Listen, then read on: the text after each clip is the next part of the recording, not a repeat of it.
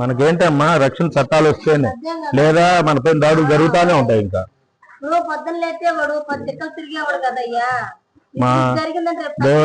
మా బోడే రామచంద్రరావు గారు అంటనే వెళ్ళి కలిసిరమ్మని చెప్పారు మమ్మల్ని. స్పందించి విషయం ఏందో కనుక్కోండి అది ఇది అని చెప్పారు. తగిన న్యాయం అతను చేస్తారు, తప్పకుండా అతను దృష్టి తీసుకెళ్ళి.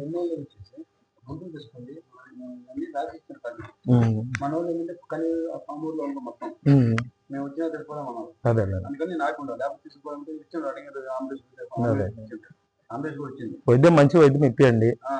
అంటే మన వాళ్ళు రావాలి కదా, మనం ఒక్కరు తీసుకుంటారు, నలుగురు తోడే ఉన్నాం. చర్యలు కంపల్సరీ చర్యలు తీసుకోవాలా. వచ్చారా నాయకులు?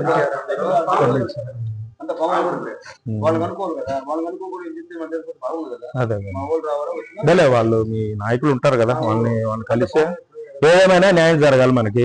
మళ్ళీ ఇలాంటి రిపీట్ కాకూడదు. మాట్లాడి మాట్లాడినాక వాళ్ళకి సంప్రదించేసి తీసుకుపోతాం. ఎక్కడికైనా తీసుకుపోతాం. మళ్ళీ వైద్యం గురించి ఏంటంటే బయట చెప్పడం కానొస్తుంది కాబట్టి లోగా ఎట్టడం మళ్ళీ చూపిద్దాం ట్రీట్మెంట్. అది ఫోన్ నెంబర్ నేను ఫోన్ నెంబర్ తప్పు జరిగింది సార్, జరిగిందిలే క్లియర్ గా. మాయేమో ఉదయం ఇందాకే చూసాము ఈ వీడియోలో చూసి అమ్మటే వేరే ఊరు పోయేలో కూడా ఆగి ఇట్లా తిరిగి ఇట్లా వచ్చేసాను.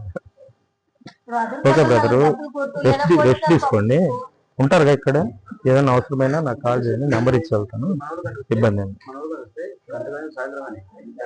వస్తాను. మీ ఊరు కూడా వస్తాను, కలుస్తాను.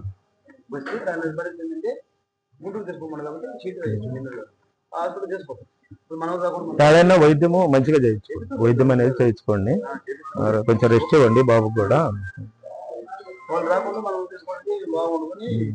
మీరు ధైర్యంగా ఉండాలా, ధైర్యంగా మాట్లాడాలా.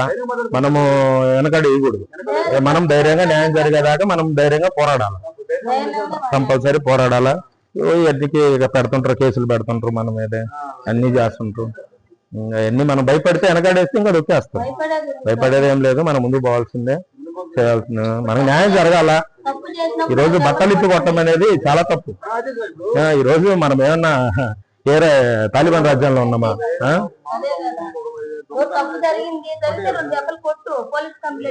అంతే, చట్టపరంగా చర్యలు తీసుకోవాలి. కానీ మీ ఇష్టం వచ్చినట్టు తీసుకుంటే ఇంకా చట్టాలు ఎందుకు? ఇంకా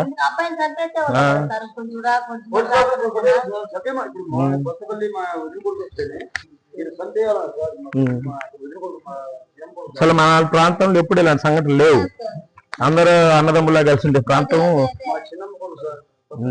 మాట్లాడదామంటే సంపేయాలండి, సంపేయాలంటాడు ఒక ఆయన. ఏం కాదు, న్యాయం జరుగుతుంది.